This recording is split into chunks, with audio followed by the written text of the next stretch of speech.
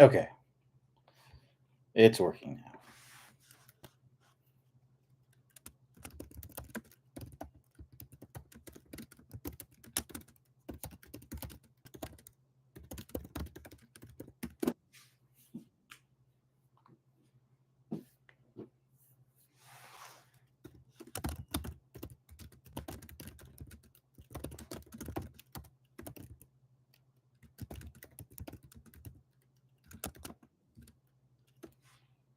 All right. Good. I was just getting ready. I was just sending you a message on here, Jackie, to see, uh, to let you know, to let me know when you can see and hear me. All right. So let me bring, sorry for the delay. I don't know what was going on there. It said I was live on YouTube, and then you go to the page and it says that it's waiting for me to go live. So no sound.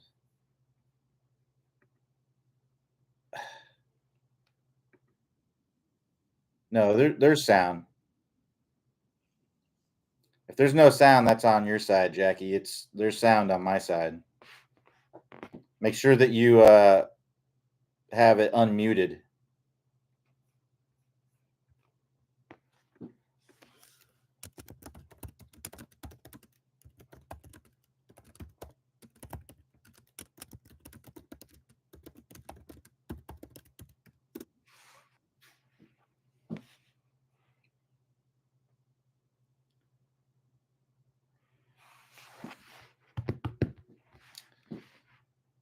Jackie, let me know when you can hear me.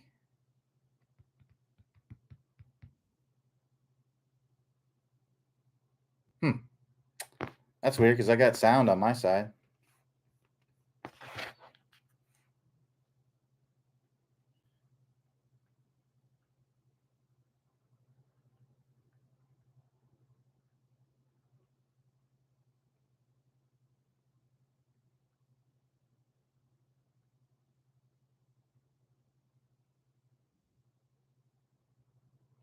That's weird. I wonder why there's no sound.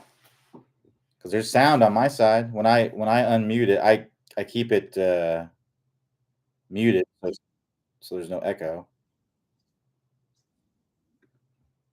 But as you can see, there was sound there.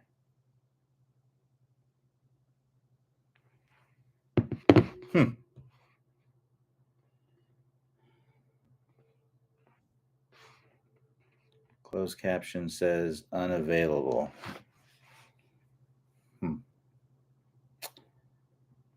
Yeah, I mean closed captions. This is live, so closed captions won't be available because it's live.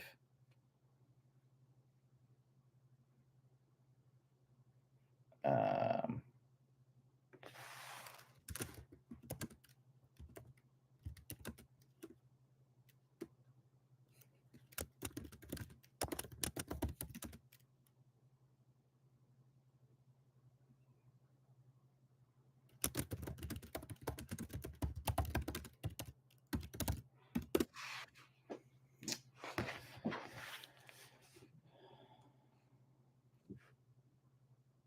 oh, okay.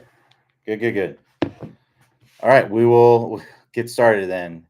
Sorry about that, Jackie. I don't know what was going on there. I was getting sound on my side, but that's why I was confused there. But glad we got the sound worked out. All right, so I believe you're the only person that's asked a question so far. So we'll go ahead and get into that. So Jackie asked, from down the line, the first appearance of the club is to the right of my left shoulder and near vertical. First appearance of the club. Okay. So I have read and see the best players. Club mirrors the club inclination in the backswing, roughly 45-degree angle, and is to the left of the lead shoulder. Is this done mainly with forearm rotation? So forearm rotation can definitely be a part of it, but here's what I would recommend that you do. So a couple things here. So first and foremost, the backswing inclination and the downswing inclination can be two completely different things. There are high level players that bring the club way outside. High level players that bring the club outside. Matt Wolf is an example. Jim Furyk is an example. There's lots of players that bring the club way outside. There are players that bring it way inside. Raymond Floyd, Hall of Fame golfer, Sam Snead. There's a lot of golfers that brought the club inside, and then there's everything in between. So I tell you this because I don't want to get we don't want to get locked into having the backswing has to be a certain thing, because in the grand scheme of things, it's really not that important. It's important based on the individual, but it's not important in the grand scheme of things, because you can be successful getting the club to work down in the correct way, no matter what backswing you have. So that's why I would really focus on just the downswing part, and then whatever backswing that you're making to get the downswing part to be good, then that's going to be a good place to be. Also, the 45-degree angle, that's going to be, that angle is going to change from club to club to club, right? So for like your shorter clubs, it's going to be like a 60-degree angle, like wedges. For your driver, it's going to be closer to like 45, 50. But for, and that's the downswing plane. Again, the backswing plane can be anything. The downswing plane is really the only thing that really matters, right? We're not hitting the ball with the backswing. We're only hitting the ball with the downswing. So like I said, those players that I talked about that bring it way outside and way inside and everything in between, the club takes a different route to the top. But if you watch them, it all takes a very similar route in the downswing. That's really the most important thing. I just see too many people get locked into having to have this specific takeaway. The club has, and they're doing something that feels very unnatural to them, and it takes a lot of work to change it. In the grand scheme of things, it's just not that important. Bring the club back in whatever way allows you to bring it down in the best way.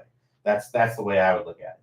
So what I would recommend, if you want to work on shallowing out the club and doing it in the easiest way possible, the most intuitive way, the way that you're going to latch onto the quickest and learn the quickest, what I recommend is using the blue brick. If you're not familiar with what this is a training aid that Clay invented. There's lots of drills that you can do with it, but the one I'm going to talk about here is the shallowing drill. So there's going to be 3 slots here. As I mentioned, the angles that we want to bring the club down on, it differs from club to club. So that's why we have different holes here for different clubs. So we have a driver that's going to be like in that 45 to 50 degree range. Then you have a 6-iron that's going to be like 62-ish degrees. And then a wedge is going to be like 60 degrees. 6-iron that's going to be like 60 degrees, and then a wedge is going to be like 62-ish degrees. Now, even if you got these, and these two, the wedge and the 6-iron, are going to be very, very similar. Based on the tolerances of these things, it might even be the exact same when you put the sticks in there. But what you do is you would set this up. I'm going to put a stick in that wedge slot here because that's what I have to demonstrate. And then there's another hole that is on the front of this blue brick that you would slide the stick into to point toward the target. My wall is in the way here, so I'm just going to put it next to it like that, but it's going to serve the same purpose. And what this is called here is constraints-led, like a constraints-led approach, right? So instead of thinking about, hey, I got to rotate my forearms this and do this with my wrist and this with my elbow and this with my spine and all this stuff, it's hard to think about and do all those things all at the same time. And there's lots of levers that you can pull to shallow out the club. Forearm rotation is one of them. Wrist angles is one of them. Lowering the arms is one of them. Your spine angles is one of them. In your shoulder joint, losing the arm wrestling contest is one of them. Those are all ways to shallow out the club. And you have to kind of find the recipe that you do naturally the best.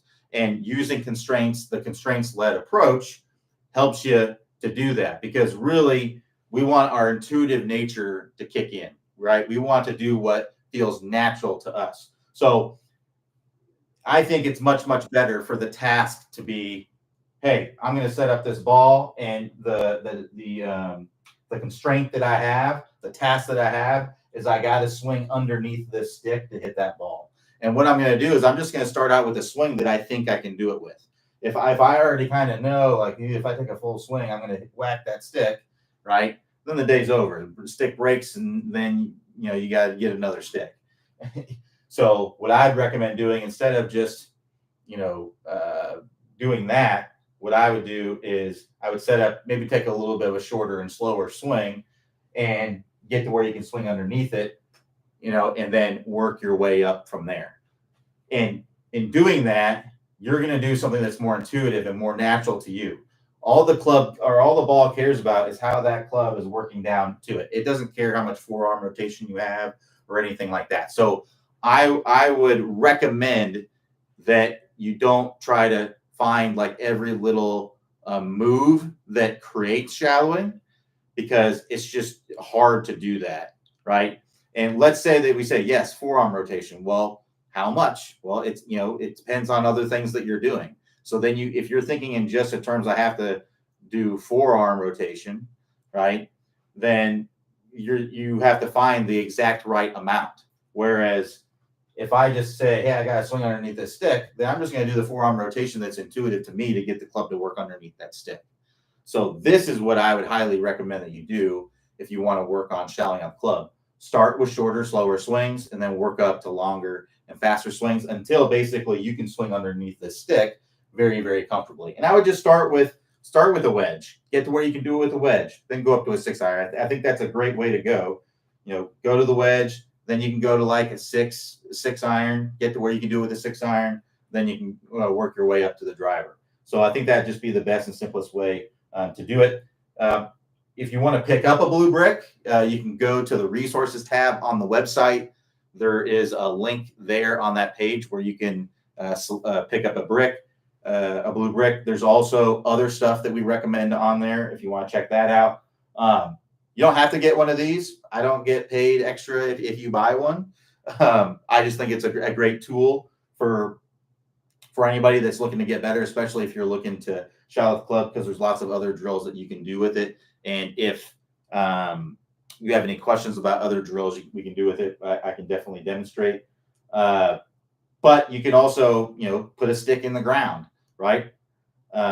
You just want it to be probably at that 60-degree angle around there if you're going to be using irons, and then you can go to like a 45-degree angle for drivers. Some of that depends on like how tall you are and things like that. But that would be like if you're an average height guy, if you're like a 5'8" to 6 foot guy, I think that this is probably going to be a good height, a good angle for most people in that range. So even ladies as well. I mean, it would probably could go even shorter than that. The only thing I would say is if you're very tall, you're like 6'3", 6'4", it probably might be a little bit too flat for you, and you might need to just boost it up a little bit. So you can take like a scorecard or something and put it up underneath the side of it to kind of boost it up a little bit. But there's other tools that you can put a stick in the ground. You can use, there's something called the swing plate. I think this is on the resources page as well. So basically it's just a metal plate here that you can bend down and you can create these angles. It even has like the angles labeled on there. So if you're going for 60 degrees, you can set it exactly at that. I actually made something like a swing plate before. I took a piece of like wood that I had, scrap wood that I had in my garage. I went to Home Depot and I bought an adjustable flagpole holder, and then I just screwed it into it, and then put the alignment stick in the flagpole holder. Now I had to put something else in the flagpole holder so it could grip it down, because the flagpole holders or flagpoles are much bigger than these little sticks. But those are all things that you can do to kind of set this up, and I think that's just the best drill that you can do to learn how to shallow, because it's just much more simple than trying to think of what every little body part is doing. That's just a tough way to learn how to do it and get it done. All right, let's keep going here. Saw some other questions come in. All right, gotta scroll down a little bit. All right, so Dennis D says, I find it easier to take my backswing with the face of my club square to slightly shut. Then I need less rotation on the downswing. If I don't focus on this, I naturally open up the club, which then takes more work to square the face by impact. Is there an issue with this approach? No, absolutely not. I mean, if you're squaring up the face, if you found something that gets you to be able to square the club face and do all the things you want to do, then by all means, that's totally fine. That's you know if you're squaring up the face, because that's all the ball cares about. What the ball cares about at impact, it cares about ball first contact or relatively close to ball first contact, not too much ground before the ball, right? Um, it cares about where you're hitting it on the face, right? It cares about the direction the club face is pointing, and it cares about the direction the club head is moving. So if you're doing something in your swing that facilitates those things to happen at impact with some speed, then you're right on track. I would be I would keep going with it, but keep focusing on those are like the main things. That's what we call the big four. If you haven't heard of our ball striking masterclass, that's a course that we offer. It's a skill building course, and basically what we discuss is the big four, which is ground contact, strike location, face angle, and club path. Right. These are the most important elements of impact. Everything you do in your golf swing has to be to get these things where they need to be. Now you can add speed in there, right? You want to have speed. You could add shaft lean in there a little bit, right? As long as you have some shaft lean, you're going to be fine. I think a lot of people, including myself, I was this way a long time ago, but I think a lot of people are really trying to get too much shaft lean, because they see the amount that some pros have. But we have to remember, you have to have a certain amount of speed to have that amount of shaft lean. So what I say with most players is, you know, as long as your hands are ahead of the ball some amount, you are going to be able to hit great golf shots. If you have a lot of speed, then it would definitely be probably worth it to work on getting shaft lean. But if you're hitting your driver 200, 225, even like 240, killing yourself to get the hands way forward is likely going to hurt your game more than it's going to help. Because if you don't have a lot of club head speed and you get a lot of shaft lean, that's really going to lower your launch angle. And you're going to have a hard time getting the ball up in the air, like getting height on your shots. And then the functionality of your iron shots is going to be poor, right? So we want to, most of us are playing golf where we have to carry the ball to the hole, land it, and have it hold the green. If you do that, you get too much shaft lean with not enough speed, then you tend to struggle a little bit because you're gonna have to run the ball up to the hole. And a lot of golf courses that I play, that's not going to be a good strategy. So I generally tell those players, hey, let's work on getting some speed. Let's see if we can get some club head speed that would merit the need for more shaft lean. And that's great because if we're hitting the ball farther, that's just going to help you to play better golf too. I mean, getting more distance is so much more important than getting more forward shaft lean. Now, getting more forward shaft lean in a lot of cases gets you more distance.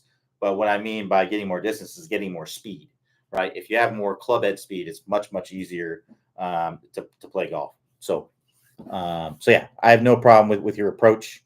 I think it sounds like you're on the right track. So just keep up the good work. All right, let's keep going here. Jackie said, my bad. I'm referring to P8 and beyond. From P1 to P7 using the shallowing fix, I am all good. But after P8 and down the line, my club shows vertical as opposed to Fleetwood and McElroy, where the swing fall through closely mirrors the shaft inclination in the downswing. Hope this makes sense. That's why I was asking about forearm rotation to the club follow through. my response to that would be, I don't really care about that because the ball's already gone, right? What I would here's what I would ask: what ball flight or contact issue is it improving to get the club to be in a specific place at P8? What is it actually improving? Because that's how you want to look at it. What you want to get away from, or what I try to get a lot of people to get away from, is you know over analyzing your golf swing and just looking at things that you're doing versus what pros are doing that just don't matter that much. We've done the research at Top Speed Golf to find the things that all the pros are doing that really matter, right? So, you know, the way that the club inclination is at a certain point in the swing, and a lot of that's going to depend on the ball flight that you're going for, and things like that. Not everyone's going to have the club exiting in the same exact spot. It seems that I get more compression and distance when I finish lower because I think I might force me to rotate better. Well, what's exactly getting you more? What is the exact thing that's making you compress the ball more? Because what compression is, basically getting more ball speed, essentially. So what exactly, because you can get more compression from more speed. You can get more compression from hitting the ball in the middle of the face versus not, right? You can get more compression by getting more shaft lean, right?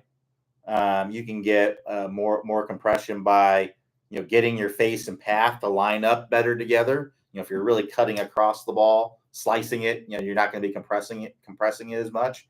So those are really kind of the things that get you more compression. So you have to look at, okay, what specifically is that? So it sounds like typically when you finish lower, you're going to have a little bit more shaft lean. So that could be part of what's going on. So if you find that you hit better shots, because not all players hit the ball that way. Tommy Fleetwood hits essentially, it looks like a punch shot with pretty much all his irons. When you watch him hit his driver, he doesn't do that umbrella finish, right? So when he hits his irons, he's like this, right? And then when he hits his driver, right, he comes all the way around and lets all of that go.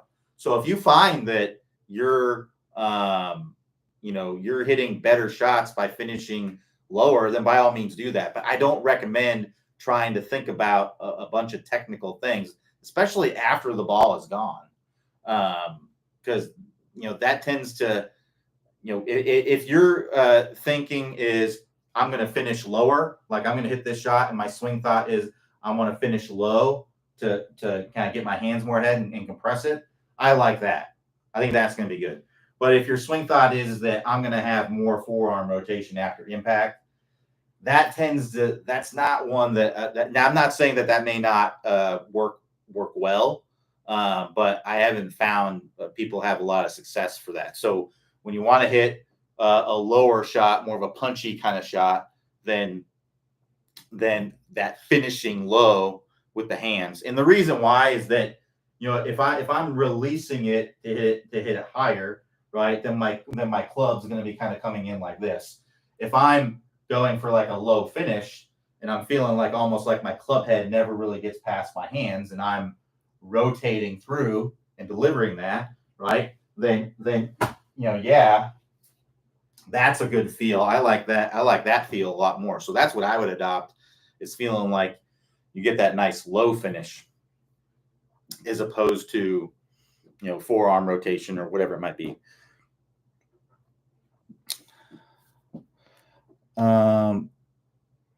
So Jackie says getting lower seems to force me to keep my shoulder tilt, and I feel a more powerful rotation. Yeah, so that's why I would stick with that. I would stick with that feel of the low finish, because that can definitely, if that's getting you shots that you like the trajectory and stuff like that.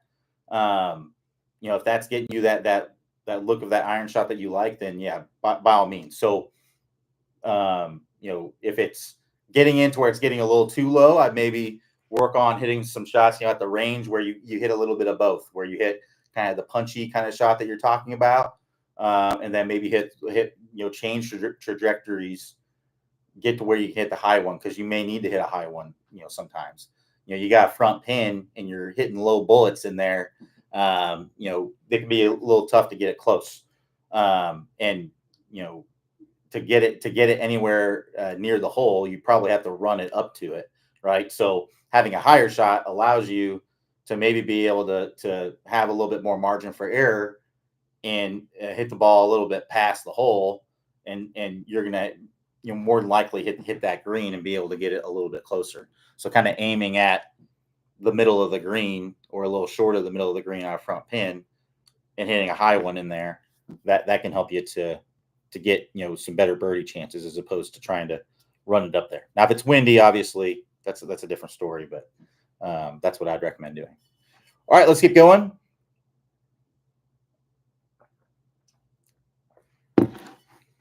So Jackie says, are there any TSG finishes or TSG courses can help me finish lower? Not really.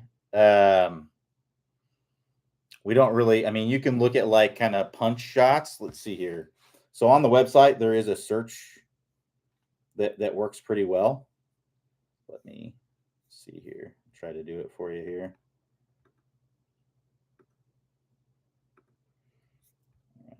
Let's see. I'll just search punch and see.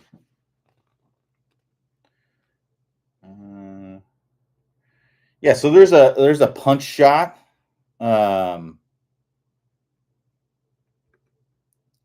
Here's a punch shot video. I'll put it in the chat. So, like I said, on the website, there is a search engine that works pretty well. I was able to search punch and found, a video on a punch shot. There's also a video. It's called "If You Can Throw a Punch, You Can Compress the Golf Ball." I don't know if that's going to be more what you're looking for there. Let's see here. This one's good too. This one's really good to kind of help with the coming into impact in a good position, and it could lead to that better position that you're talking about. That one, I like that one too, that drill. So yeah, try those out, Jackie.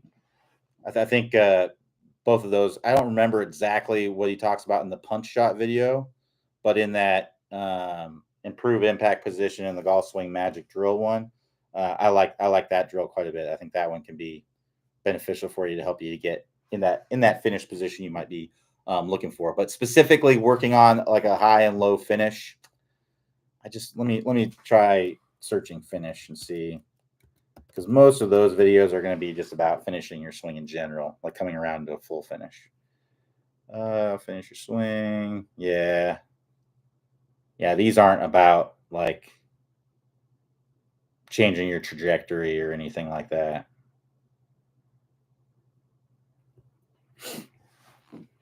But yeah, try those videos out. I think they can be really helpful. But the search engine on the website, if you're on the normal website, not the mobile one, but if you're on the normal one, in the upper right hand corner, there should be a little search box there. Like I said, it works pretty well.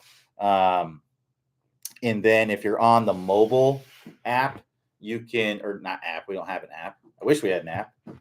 But if you're on the mobile website, then you can click there's like a little, it's called a hamburger icon.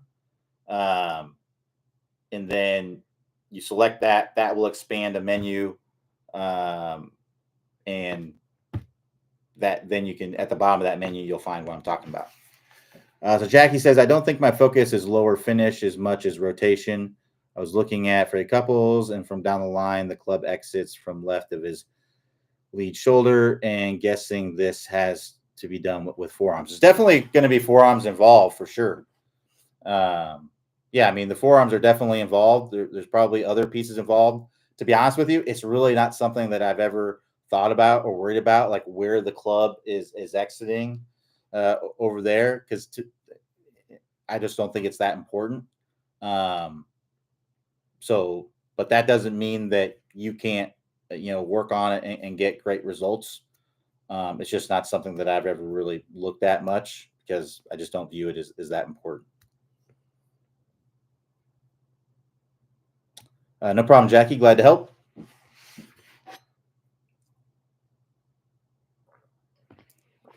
All right, keep the questions coming. We got about 20 minutes left here. I'll stay on here till noon. And yeah, if we got any more questions, keep them coming. If not, I will find something to talk about. All right. So I got to find my document with my questions.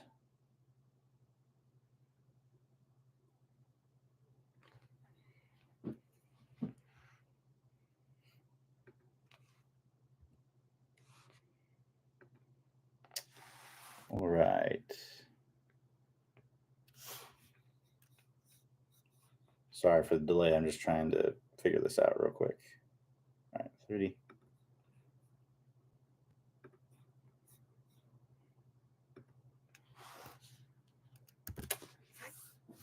All right, so we got a question here. It says, what does it actually mean to have a shallow swing? So I know this can be very confusing because you will hear instructors talk about shallow, and it can have many, many different meanings. It can mean shallow in terms of angle of attack, right? So if I have a steeper angle of attack, I'm going to hit more down on it. If I have a more shallow angle of attack, I'm going to be closer to level, still a little bit down, but closer to level. A lot of instructors refer to it in that way. When I'm talking about shallowing, I try to keep it to just kind of one thing. And what I mean by shallowing out the club is basically having the mass of the club to be trailing the force of the hands. That's what shallowing is, right? So if I'm going like this, right? Well, the force of my hands is going that way and the club is going out that way. So it's actually steepening, right? If I'm going like this, the mass or the force of my hands is going that way and the club head is behind it. So that is what actually shallowing is. So you'll see some golfers that will start down the swing steep, and then they'll kind of stand up and push their hands out and shallow out the club late. You will see some golfers that kind of start down steep and kind of continue to come down steep. You will see some golfers that ideally, this is typically what the best players do is they'll get that club working behind their hands and it'll stay behind their hands all the way down until it kicks out to the ball. So why is it important to shallow out the club? So part of it is to get the proper club path at impact. Because typically when you don't shallow out the club and you come down steep like that, typically your club path is going to get out to in. And that's going to lead to typically poor strikes, poor contact. If you make good contact, pulls, hooks, slices, that sort of thing. It's just hard to be consistent. It's typically a higher handicap issue is when you're going to see kind of the more steep downswings. So, like I said, it promotes a better path of the club coming down to the ball. Now, you can definitely shallow out the club and swing too much from the inside, but if we're shallowing out the club, we're at least getting the club to work down in a manner that's going to be more neutral to the golf ball instead of too much into out, too much out to in. So that's the first part of it. The second part of it is the control of the club that you're going to get. So what we want to understand is that the mass of this club head wants to line up with the direction of the force, right? So if you imagine, if I hold the club like this, right, and I start, taking my hand and bringing it that way, the mass of the club that's up here is going to want to line up with that, right? It's just like I have it like this, right? If I pull up on this, the mass of the club head is going to want to line up with it. Eventually it will. It'll have some momentum going that way. If I keep pulling up on it, it's going to line up with it eventually, right? So the speed and the control that you're going to get from shallowing out the club is going to come from you're keeping it behind your hands, it's shallowing. And then when you get it to the ball, that's when it lines up, right? That's when it's going to line up and kick out to the ball and give you that extra speed. And that's like that cracking the whip feeling coming through contact. That's what you want to have there. So that's really what shallowing out the club is. The best tool that I know of to help you to shallow out the club is the blue brick. So that's this guy right here. You may have seen some stuff about it. If you're on our email list, you've probably seen the emails on this. It's a great training aid. Lots of drills you can do with it, but one of the, I would say, the bread and butter drill of the blue brick is the shallowing on here. So on here we got different clubs that you can do the shallowing with. We got driver, 6-iron, and sand wedge. I got a wedge here in my hand, so I'm going to demonstrate with a wedge. So comes with these alignment sticks, and I'm going to take one of them and put it in that slot there for the wedge. I'm going to take the other one and I'm going to put it along the side of the brick, but normally I would put it, there's a hole that's on the front of this, and I would slide this in there and point it toward the target, but my wall is right here, so I don't have room for that. So I'm just going to put it up against the side, but it serves the same purpose if it's like that. So now this, you can see how an angle is created here, right?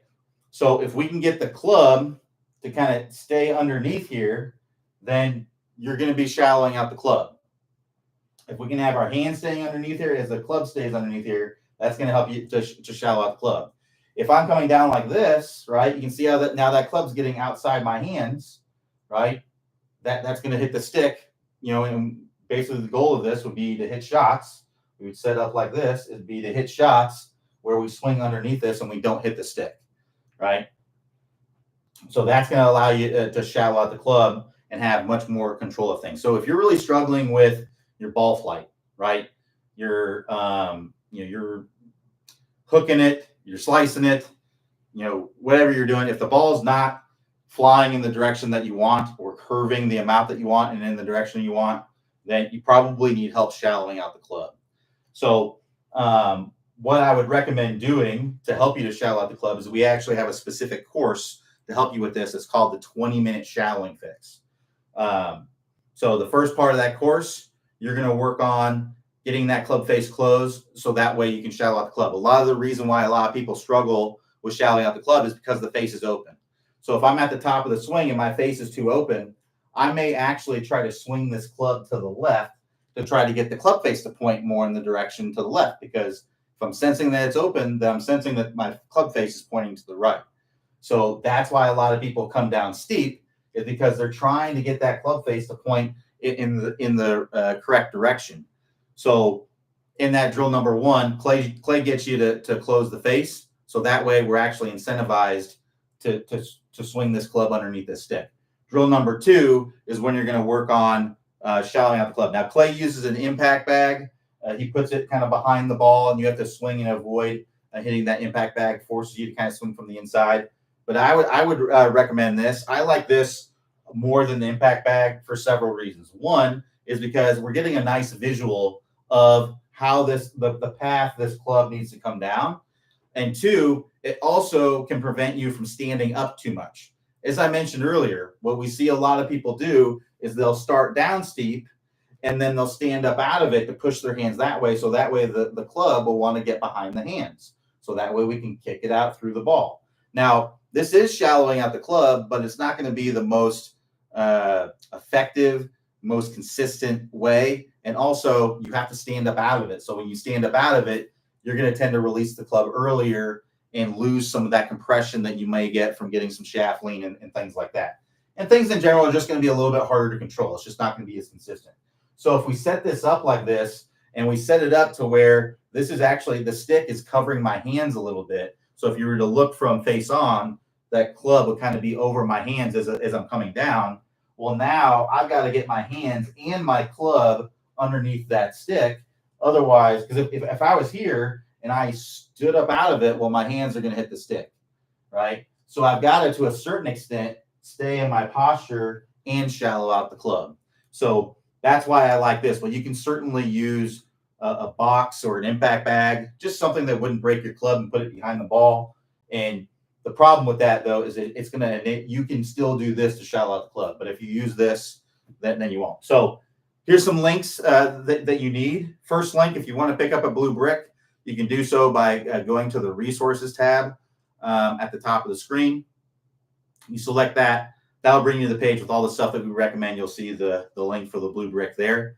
For the 20-minute shallowing fix, you'll click the instruction tab, and then you'll see the 20-minute shallowing fix from the options there. You just want to select that and get going to shallow out your club. All right, we got some time left here.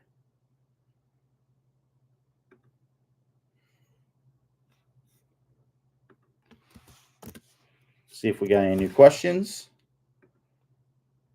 All right, no new questions yet. All right, I will clean up and then maybe we'll do another question that I have prepared.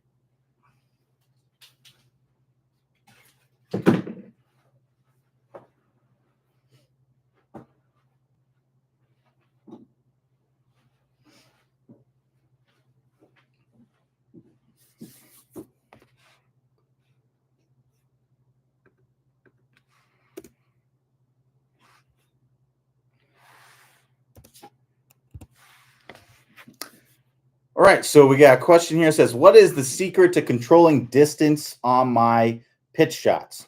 So what I recommend initially is something called the clock system. So basically what this is I'm going to imagine my left arm here is an arm on the clock. And if I bring it right there, that's a 7:30 swing. If I bring it there, that's a 9 o'clock swing. If I bring it basically to like a full swing, that's like a 10:30 swing. So what I would do is I would take your wedges. You know, most people are going to have, you know, a few wedges, you know, different lofts, and I would see how far you hit these shots with these positions. So I would hit some shots that are like 7:30 swings, see how far they go. You know, ideally, the best case scenario is that you might have some sort of launch monitor that can measure the distance and kind of tell you how far they're carrying and going. You can also, you know, hopefully your range might have something where you can kind of see, you know, the range here that we have that I go to a lot.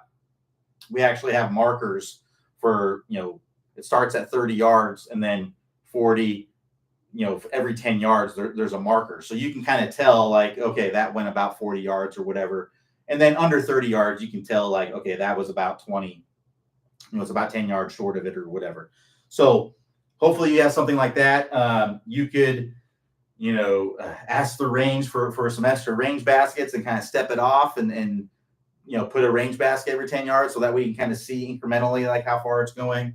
But yeah, try to find some way to know how far these shots are going. Clay, we actually have a video on the website in the Top Speed Golf wedge system where Clay talks about this clock system. And what he did when he was younger, they lived kind of on a farm out in the country, and he mowed like a really tight strip of grass, and then he would take towels and like every 10 yards he put a towel and he would practice in the backyard pitching the shots to these towels. So if you can do that kind of setup, that would work well as well, because you know that's basically what Clay does. So that's what I do. I take your highest lofted club, do your 7:30, do your 9 o'clock, do your 10:30. See how far all those go. Hit a few shots from each place. Then you would take your second most lofted club, do the same thing. Keep working through it. I would also do, and this is one way that I like to control things, because you're gonna get some numbers, right? But there's gonna be gaps between those numbers. So you can bridge those gaps by choking up on the club, right? And the key to this when you're doing this as well, what you want to make sure that you do is you have kind of the same rhythm and tempo with all of them. If you're doing the 7:30 swing and it's like that, and then you're doing the 9 o'clock swing and it's like that, well, that's going to be, you know, you're going to have a huge gap there, right? So you want to kind of carry the same rhythm and tempo with all of these, so that way you can get pretty consistent and get some nice good gapping in there. And what I mean by gapping is just space between, you know, how far you're hitting your 7:30 swing and your 9 o'clock swing. So to kind of bridge the gap between those, right? So let's say, for example, that I have a 56 degree and my 7:30 swing goes 30 yards, right? And let's say that my 9 o'clock swing goes 50 yards. Well, if I wanted to bridge the gap between the two, what I can do is I can just take this club. Well, there's a couple ways I can go about it. One, I can swing between 7:30 and 9, right? Or what I can do is I can choke up on the club a little bit. So what I like to do is go through all those clubs and see how far, and you can write these things down as well. So that way you can kind of see what clubs you can hit from certain distances. But what I can do is I can choke up on the club 1 inch. That's going to take a little off, because when we choke up on the club, you're going to have a little less club head speed naturally, right? Because it's a shorter lever arm, it's going to be less speed. So you're not going to hit it as far. It takes a little off. So I like to choke up on the club, see how far I hit that with a 1 inch choke up. Then I'll do a 2 inch choke up. And then I'll see how far I hit it if I choke down all the way down in the middle, right? And you're going to get, if you do this with all your wedges, you're going to see that if you write down how far you hit from all of these different positions and different, hand positions on the grip, you're going to see that you can hit it any distance, most likely inside 100 yards. You're going to have all those distances covered. And then you can decide, okay, well, I'll hit this one with more loft if I want to hit it higher. I'll hit it this way with less loft if I want to hit it a little bit lower, right? Because you might find that you have, 3 different ways that you can hit a 60-yard shot, right? And you can then decide, well, one's going to go high. Some of them are going to go higher, some are going to go lower. So you can, if you want to hit it higher or lower, you can pick based on that. So that is what I would recommend initially. I can tell you most tour players aren't really doing the clock system. I think most of them, and this is kind of what I've come to, I don't really do the clock system either anymore. I started out with it. I think it's a great way to start to give you some feel.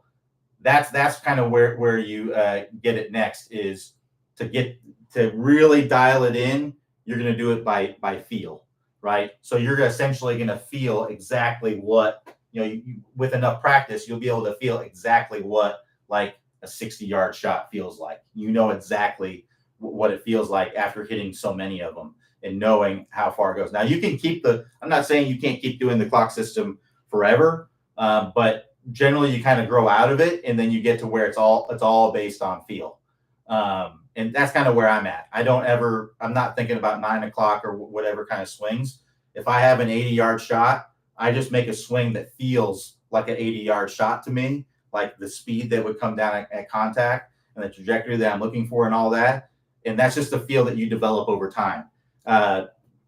You may have seen like videos of, like PGA Tour players where they'll hit a shot on a launch monitor and they have to guess what it is, or they tell them a number that they have to hit. And it's insane how, I think I saw a video of Scotty Scheffler. I mean, he hit a shot and he could tell you within a yard of how far he hit it.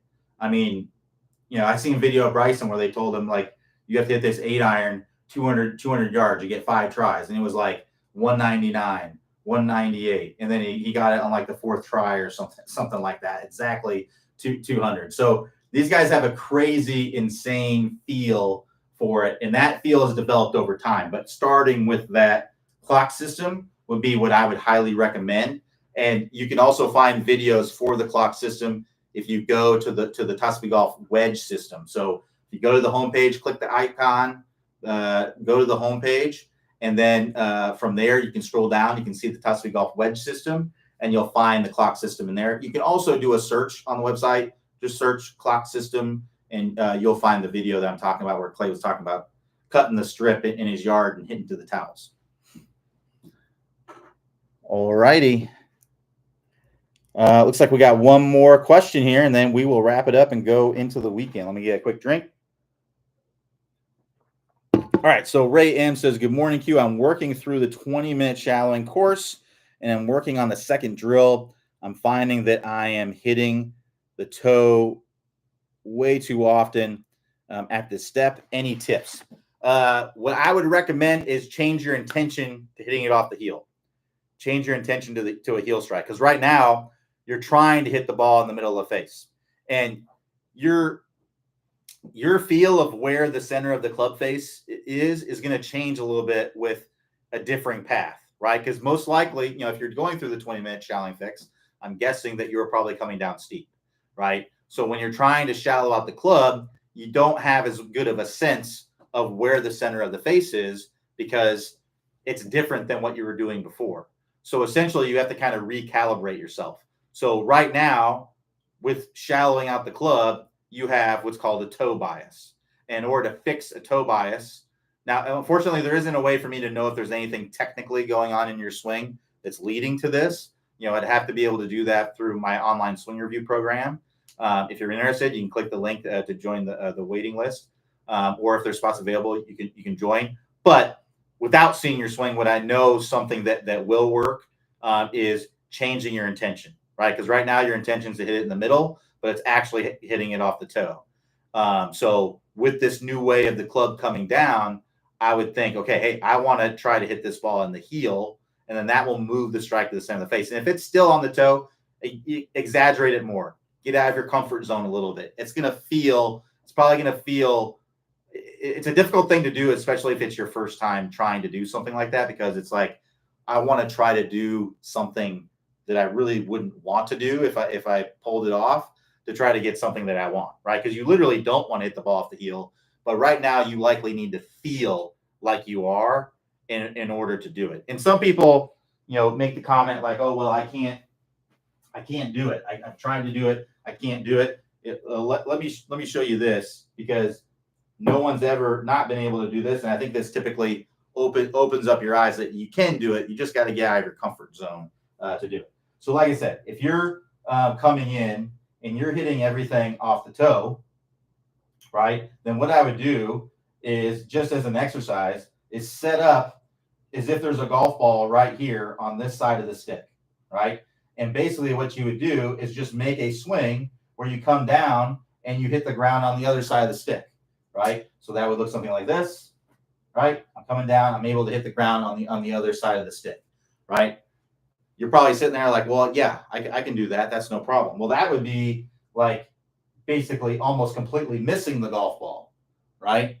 Now, you probably don't need to exaggerate that much, but you need to feel something kind of like that, starting on this side and swinging on that side, to get the strike to be more in the center of the face. Now, if you actually start to consistently hit the ball off the heel, that's great, because that means that your feel is becoming real. And now you can start toning it down, and you don't have to hit the ball.